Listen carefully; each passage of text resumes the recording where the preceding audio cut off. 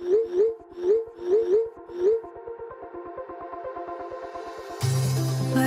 we go,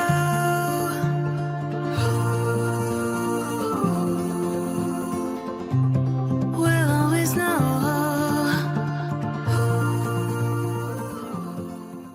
hello guys, welcome to the love and light 369 tarot. How are you guys? कैसे हो आप सभी? I hope आप सभी बहुत अच्छे होंगे और अपनी लाइफ में आगे बढ़ रहे होंगे। सो गाइस, हाजिर हूँ मैं आप सभी के सामने एक और न्यू रीडिंग लेके। रीडिंग होगी करंट फीलिंग्स, करंट एनर्जीज़ के लिए। देखेंगे किस वक्त आपके पार्टनर आपके बारे में क्या सोच रहे हैं, कैसा फील कर रहे हैं, उनकी फीलिंग, इमोशन, थॉट्स आपके लिए क्या हैं। सब कुछ मैं आपको बताऊंगी, एक एक चीज़, एक एक मैसेज मैं आपको क्लियर करूंगी। सो गाइज़, रीडिंग शुरू करने से पहले एक छोटी सी इन्फॉर्मेशन मैं आप सभी को देना चाहूँगी। अगर आप मुझसे पर्सनल रीडिंग लेना चाहते हो तो डिस्क्रिप्शन बॉक्स में व्हाट्सएप नंबर दिए गए हैं, आप उन पर कांटेक्ट कर सकते हो। For love reading, health reading, career reading, सभी तरीके की रीडिंग्स मैं करती हूँ। एंड सेकेंड थिंग, अगर आप मेरे साथ इंस्टाग्राम पे जुड़ना चाहते हो तो उसका लिंक भी आपको डिस्क्रिप्शन बॉक्स में मिल जाएगा। आप मेरे साथ इंस्टा पे भी जुड़ सकते हो, वहाँ भी आप सभी का बहुत बहुत स्वागत है। सो गाइज़, रीडिंग की बात करते हैं। रीडिंग को कोई भी आपकी जो भी जैसी भी सिचुएशन हो आप देख सकते हो। फ्रेंड के लिए देखनी है, क्रश के लिए देखनी है, डेफिनेटली आप देख सकते हो। एक टाइमलेस रीडिंग है, जब भी आपको मिले या जब भी आप इस तक पहुँचे आप इसको देख सकते हो, आपको हेल्प करेगी।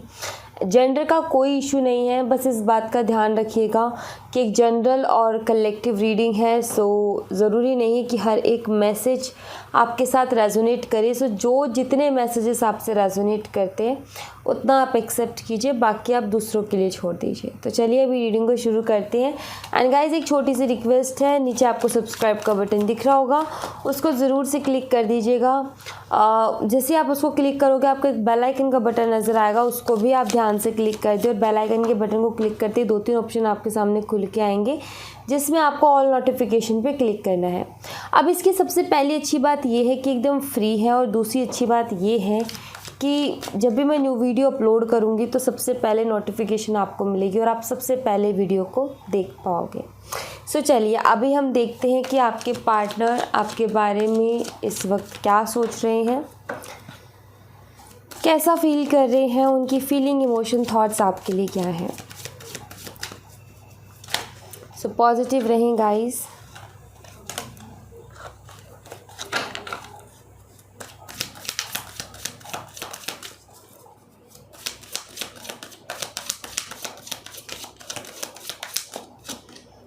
Queen of Wands,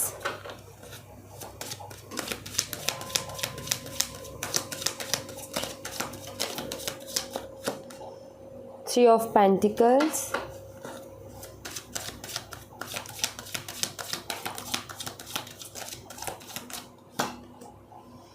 Seven of Cups,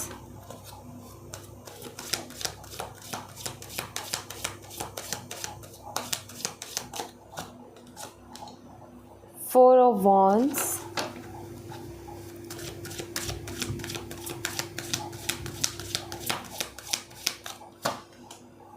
the Empress.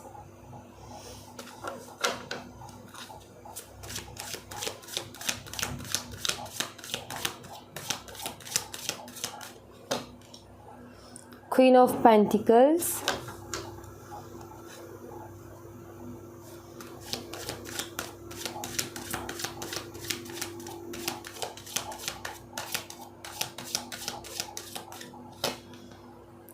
Seven of Pentacles,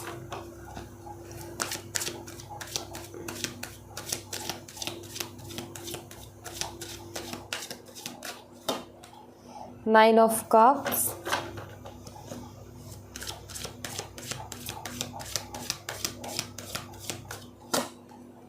Strength,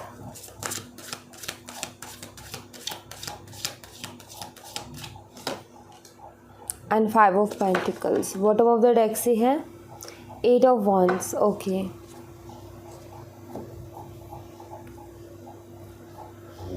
all right. So सबसे पहले साइन बताती हूँ गाइज मैं आपको। तो मुझे यहाँ पर लियो, टॉरस, वर्गो, कैप्रिकॉर्न और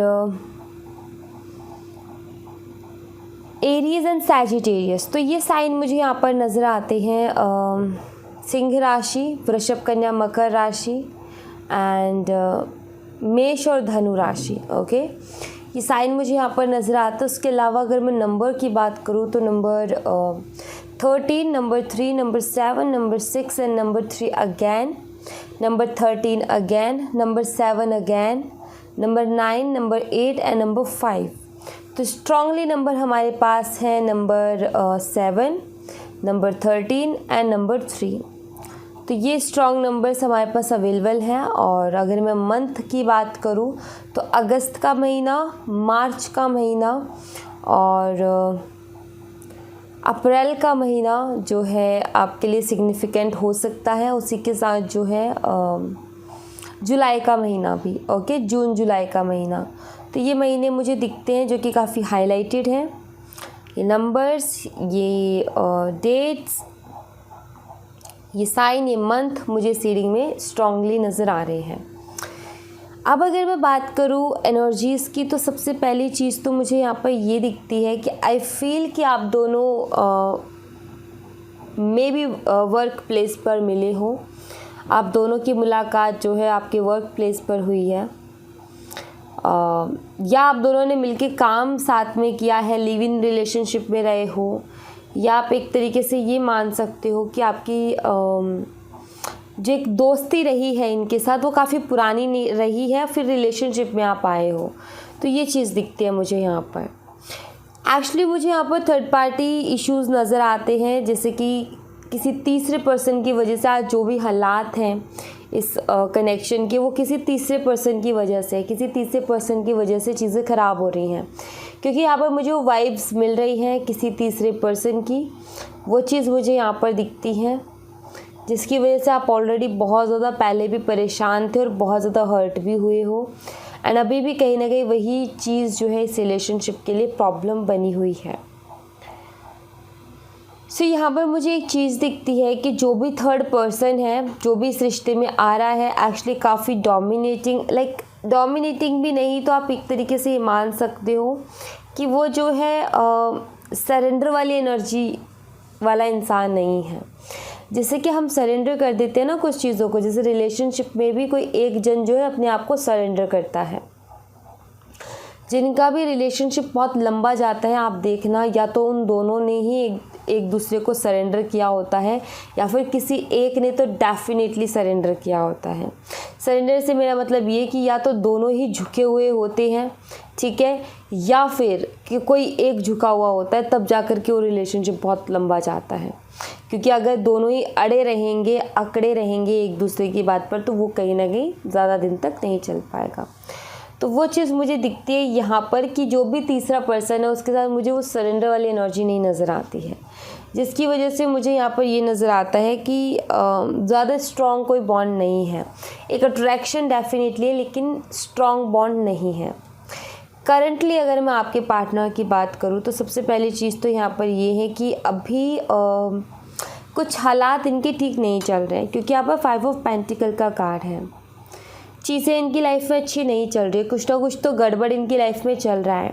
अब मैं आपको बताऊँ, फाइनेंशियली भी कुछ ना कुछ गड़बड़ चल रही है, हेल्थ वाइज भी कुछ ना कुछ गड़बड़ चल रही है। एंड एक होता है ना कि सब कुछ है इंसान के पास, लेकिन फिर भी वो बहुत अजीब सा, बहुत अलग सा फील कर रहा है। जैसे कि भीड़ तो बहुत है लेकिन कोई अपना नहीं दिखता उसमें। भीड़ तो बहुत है बट कोई हमें प्यार करने वाला नहीं दिखता उसमें, कोई हमारी केयर करने वाला नहीं दिखता उसमें। तो वो वाली एनर्जी मुझे दिखती है, जैसे कि आपके पार्टनर भी एक उसी तरीके की चीज़ से गुज़र रहे हैं इस वक्त। फाइनेंशियली भी थोड़ा सा वीक जा रहे हैं, हेल्थ वाइज भी वीक जा रहे हैं, और ऊपर से बहुत लोग हैं ज़िंदगी में, लेकिन फिर भी उसे एक अकेलेपन का जो है ये उस अकेलेपन की एनर्जी को कहीं ना कहीं ये फेस कर रहे हैं, उसको फील कर रहे हैं, इनको फील हो रहे हैं कि मैं बहुत अकेला हूँ, कोई है नहीं मेरे साथ।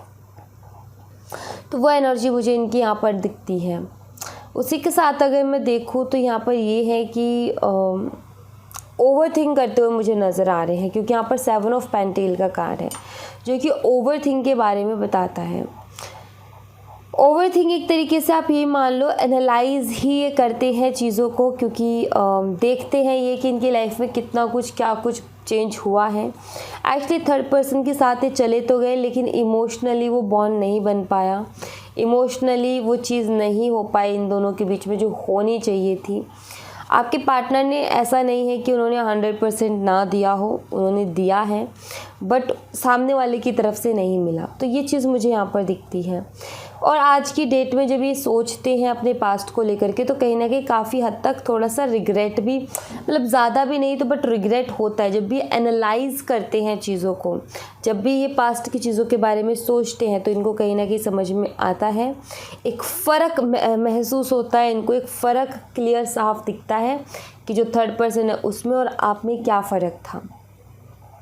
तो उस फ़र्क को कहीं ना कहीं देख पा रहे हैं। एक्चुअली यहाँ पर ये है कि डे ड्रीमिंग भी बहुत करते हैं, यानी कि दिन में सपने देखना, बैठे बैठे ख्यालों में खो जाना।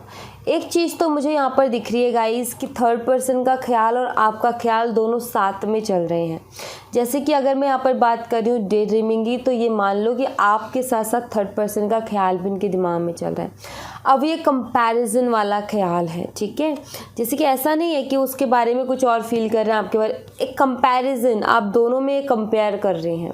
तो वो वाली मुझे ओवरथिंक दिखती है, वो वाली डे ड्रीमिंग मुझे यहाँ पर दिखती है। थोड़ा कुछ ज़्यादा ही सोच रहे हैं चीज़ों के बारे में, दोनों को कंपेयर करने की कोशिश कर रहे हैं कि कौन बेस्ट है कौन बेस्ट नहीं है।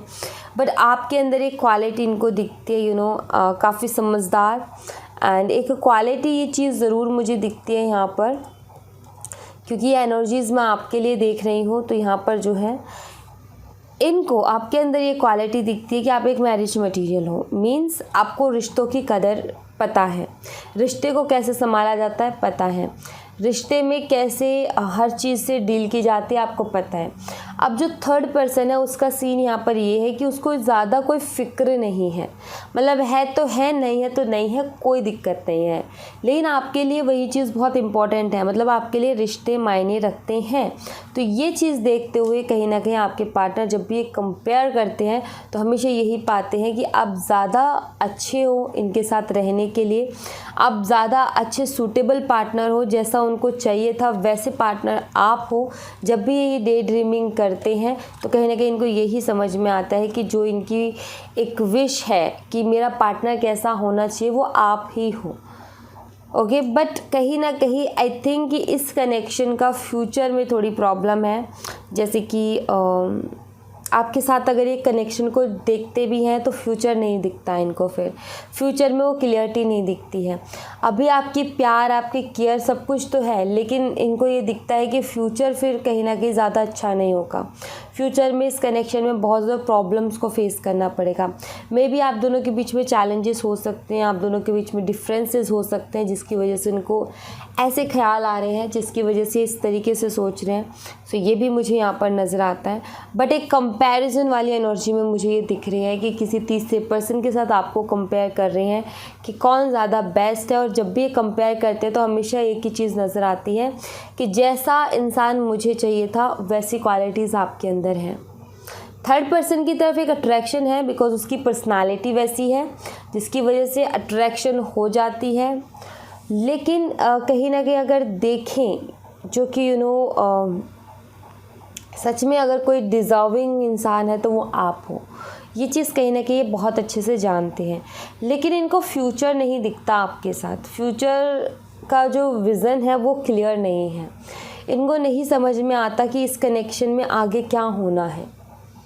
तो इस वजह से जो है इनको ऐसा लगता है कि कहीं मैं इसमें टाइम दे दूँ और वो भी इसमें टाइम दे दें और दोनों का ही टाइम वेस्ट हो जाए तो क्या होगा। तो ये कहीं ना कहीं एक डर मान लो कि हाँ, ये इनका एक डर है, आप इस तरीके से उसको ले सकते हो। बट इनका सोचना यही है कि अगर मैं अपना टाइम दे दूँ, वो अपना टाइम दे दे और इस रिश्ते का कोई फ्यूचर ही ना हो तो फिर क्या होगा। तो यू नो वो चीज़ है यहाँ पर। लेट्स सी आपकी एनर्जीज देखते हैं, आप किस एनर्जी में हो।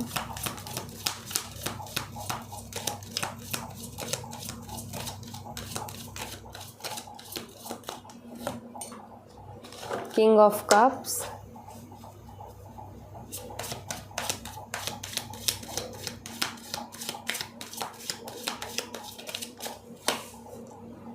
Judgement,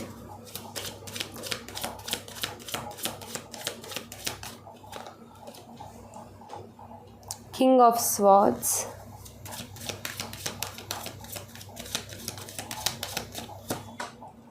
eight of wands, bottom of the deck से डेथ। ये कम्युनिकेशन का कार्ड है, ये कोल्ड रूड बिहेवियर का है, ये लविंग बिहेवियर का है। एंड जजमेंट आपको पता ही है ये लोग किस तरीके से ईश्वर से सारी चीज़ें मांग रहे हैं। अब ये मैंने इसलिए बताया ताकि अब मैं जो बात बोलूँ आपको वो समझ में आए कि मैं क्यों बोल रही हूँ और कहाँ से बोल रही हूँ। यहाँ पर मुझे एक चीज़ नज़र आती है कि मे बी आपने इनसे बात करने की कोशिश की है। जब भी आपने इनसे बात करने की कोशिश की तो आपको एक रूड आंसर मिला है, आपको जो है या तो आंसर ही नहीं मिला या फिर बहुत ज़्यादा रूड आंसर मिला है, जिसकी वजह से कहीं ना कहीं आपको काफ़ी बुरा लगा है, बात ठीक से नहीं हो पाई है। और इस तरीके के बिहेवियर के बाद में कहीं ना कहीं आपको ये लगने लगा है कि शायद अब तो सब कुछ ख़त्म है एंड आपका यही रहा है कि मेरे साथ बहुत गलत हो गया। ओके, क्योंकि यहाँ पर जस्टिस का कार्ड है, तो आपका हमेशा यही रहा कि मेरे साथ बहुत गलत हो गया। आपने बात करने की कोशिश की, रूड बिहेवियर देखने को मिला या फिर इग्नोरेंस देखने को मिली। देन इस तरीके के बिहेवियर को देख करके आपको यही फील हुआ कि अब सब कुछ ख़त्म है और अब मेरे साथ बहुत गलत हो गया, इसने मुझे धोखा दे दिया, क्योंकि जस्टिस वाली एनर्जी यहाँ पर आ गई है। लेकिन वो चीज़ तो ठीक है, वो एक फीलिंग है, वो एक इमोशन है जो कि आया, लेकिन उसके बाद में ये रहता है आपका कि आप प्रे कर रहे हो दो चीज़ों के लिए, या तो ये इंसान बदल करके वापस से मेरी ज़िंदगी में आ जाए या फिर मुझे जस्टिस मिल जाए, क्योंकि मैं नहीं चाहती कि मेरे साथ कुछ गलत हो, क्योंकि मैंने अपना 100% दिया है, मैंने कभी कुछ गलत ना तो सोचा है ना किया है, तो फिर मेरे साथ क्यों गलत हुआ। तो आप ये चाहते हो या तो ये इंसान का जो बिहेवियर है इसमें बदलाव आ जाए, क्योंकि ये एक ट्रांसफॉर्मेशन का भी कार्ड है, इसके बिहेवियर में एक बदलाव आ जाए और इसके मन में वही फीलिंग्स दोबारा से आए, हमारी बातें उतनी स्मूथली जाएं। ये आप चाहते हो या फिर आप जस्टिस चाहते हो। तो यूनिवर्स से आप ये दो ही चीज़ मांग रहे हो कि या तो मुझे इंसाफ दो अगर इन्होंने धोखा दिया है, तो अगर इन्होंने आप चाहते हो कि मुझे जितनी तकलीफ़ पहुंचे उनको भी एहसास हो, अदरवाइज़ ये बदल करके आए, मेरे से माफ़ी मांगे एंड फिर से कहीं ना कहीं चीज़ों को, रिस्पॉन्सिबिलिटीज़ को उठाएं। आप कहीं ना कहीं ये चाहते हो। तो ये चीज़ मुझे यहाँ पर जो है क्लियरली दिख रही है कि आपने भी सरेंडर किया है इस रिलेशनशिप को, बड़ा प्रे करते रहते हो हमेशा, जो कि अच्छी बात है कि सरेंडर करने के बाद में भी हमें प्रे तो करनी ही चाहिए। सो आपने सरेंडर भी किया है बट उसके साथ आप प्रे भी कर रहे हो, ये सबसे अच्छी बात मुझे जो है यहाँ पर दिख रही है। सो ये अच्छी चीज़ है जो कि मुझे दिखी। अब मैं आपके लिए जो है बाबा के मैसेजेस देखूँगी गाइज़ कि बाबा आपको क्या मैसेज देना चाहते हैं। एंड गाइज अगर आप इस तरीके से सरेंडर करके प्रे कर रहे हो ना, तो डेफिनेटली आपकी प्रे सुनी जाएगी, डेफिनेटली जो चीज़ आप चाहते हो वो आपको मिलेगी, डोंट वरी, ठीक है। लेट्स सी बाबा आपको क्या मैसेज देना चाहते हैं।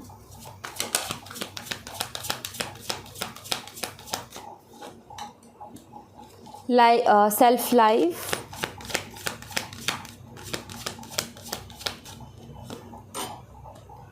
read the holy books,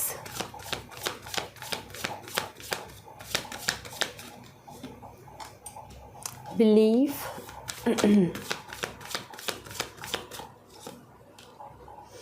you are the universe,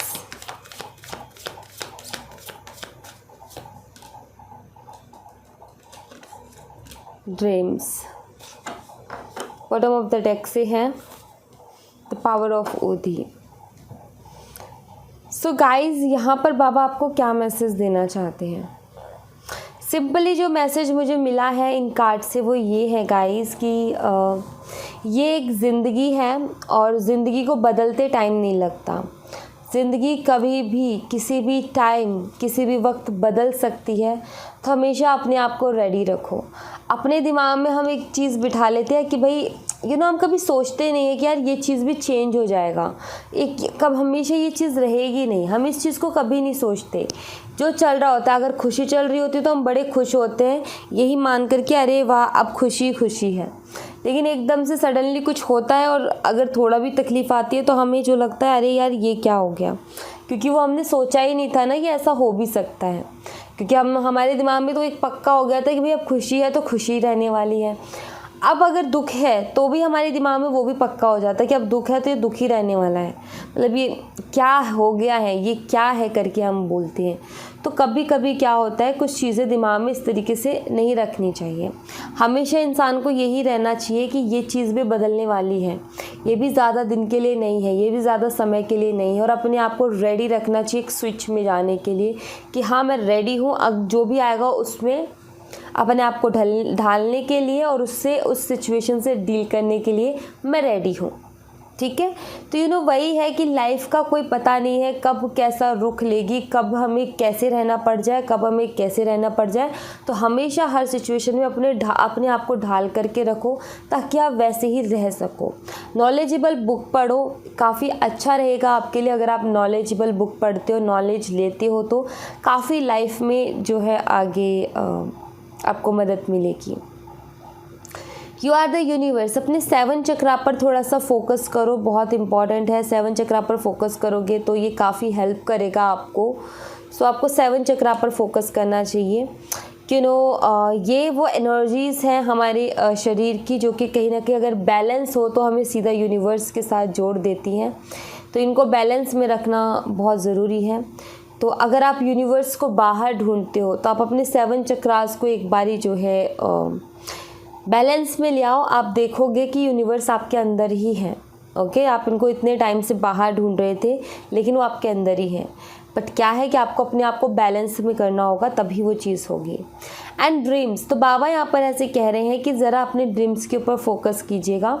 अगर आप बाबा से बहुत ज़्यादा क्वेश्चंस करते हो, अगर आपके हमेशा बाबा से क्वेश्चंस रहते हैं स्पेशली कि बाबा ऐसे हो गया, बाबा वैसे हो गया, तो अपने ड्रीम्स पर फोकस कीजिएगा। आपको ड्रीम के थ्रू उसका आंसर मिलेगा।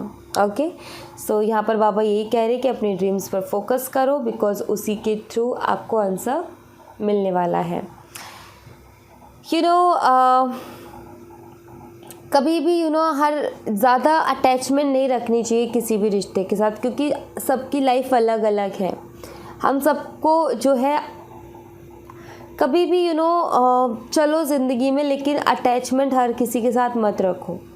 ठीक है, एक रखो हाय हेलो, लेकिन एक अटैचमेंट जब हो जाती है ना तो लोगों के क्या होता है कि सबके रास्ते अपने अपने अलग हो जाते हैं। कोई अपने रास्ते निकल जाता है, कोई अपने रास्ते निकल जाता है, और कहीं ना कहीं कुछ भी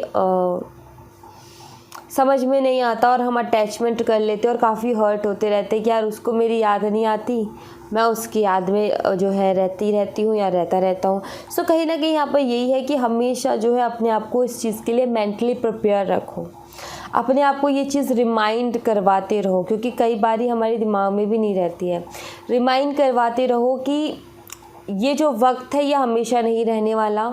दूसरी चीज़ ये कि मुझे ज़्यादा अटैचमेंट किसी के साथ रखनी नहीं है। तीसरी चीज़ ये कि मुझे अपने खुद के साथ खुश रहना सीखना है, मुझे अपने खुद के साथ प्यार करना सीखना है। चौथी चीज़ ये कि जो है मुझे यूनिवर्स के साथ कनेक्ट होना है। तो ये चीज़ें हैं, अगर इनको लेकर के चलोगे तो काफ़ी हद तक ये जो लोग इमोशनल होते हैं ना, प्रैक्टिकल लोगों का तो ये है कि वो तो कैसे ना तैसे अपना घाट काट देते हैं, निकल जाते हैं, उनकी तो नैया पार हो जाती है कैसे ना तैसे करके, क्योंकि वो प्रैक्टिकल है, दिल पे नहीं लेते तो रोते नहीं रहते हैं।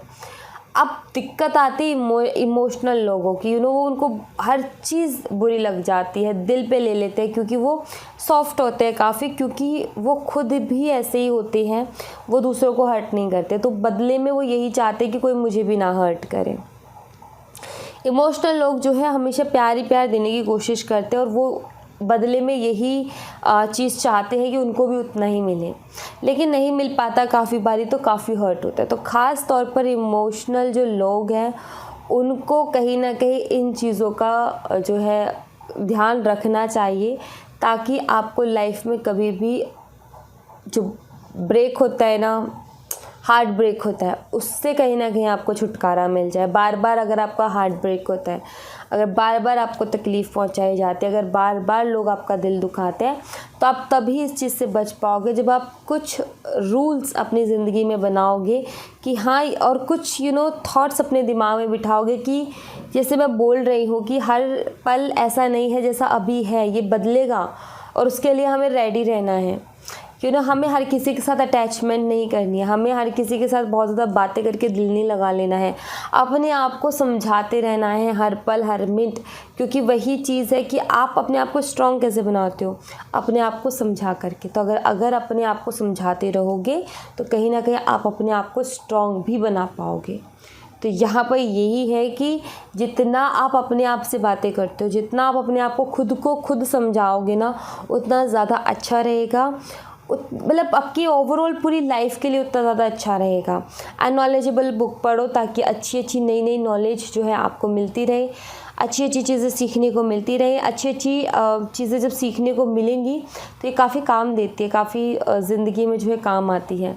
सो अच्छी चीज़ों को सीखते रहो और अपने आप को स्ट्रॉन्ग बनाने के लिए पॉजिटिव अफर्मेशंस का यूज़ करते रहो। अपनी लाइफ में अच्छी चीज़ों को अट्रैक्ट करने के लिए अपने थॉट्स को पॉजिटिव रखो एंड अपनी ज़िंदगी में स्मूथली आगे बढ़ते रहो। So thank you so much guys. ये थी आप लोगों के लिए एक छोटी सी रीडिंग। आई होप आपसे रेजोनेट की हो, आई होप आपको पसंद आई हो। रेजोनेट की हो तो मुझे बताइएगा ज़रूर कमेंट बॉक्स में, पसंद आई हो तो लाइक ज़रूर कीजिएगा, चैनल को सब्सक्राइब करना बिल्कुल मत भूलिएगा। मिलती हूँ मैं आपसे नेक्स्ट रीडिंग में, तब तक अपना ख्याल रखें। Bye bye, take care, see you again.